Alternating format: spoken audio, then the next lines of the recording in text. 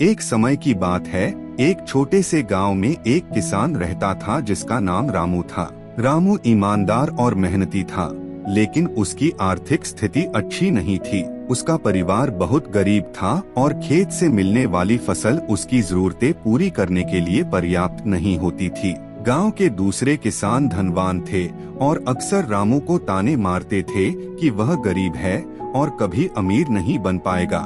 लेकिन रामू के दिल में यह बात थी कि ईमानदारी और मेहनत से ही सच्ची सफलता मिलती है। एक दिन गांव में एक साधु आया। साधु गांव के लोगों को आशीर्वाद देने और उनके कष्ट दूर करने के लिए जाना जाता था। रामू ने साधु से मिलने का निश्चय किया और उनके पास जाकर अपनी गरीबी की समस्या बताई। साधु ने उसे एक सुनहरी बीज दिया और कहा, इस बीज को अपने खेत में बो दो। अगर तुम इसे ईमानदारी और सही ढंग से सींचोगे तो यह तुम्हें ऐसा फल देगा जिससे तुम्हारे सारे दुख दूर हो जाएंगे। रामू ने उस बीज को खेत में बो दिया और उसकी देखभाल करने लगा। हर रोज वह उस बीज को पानी देता, उसकी जमीन को साफ रखता और मेहनत करता। गांव के लोग उसका मजाक उड़ाते और कहते, यह सुनहरी बीज से कुछ नहीं होगा, तुम बस अपना समय बर्बाद कर रहे हो। लेकिन रामू ने उनकी बातों पर ध्यान नहीं दिया और निरंतर अपने काम में लगा रहा।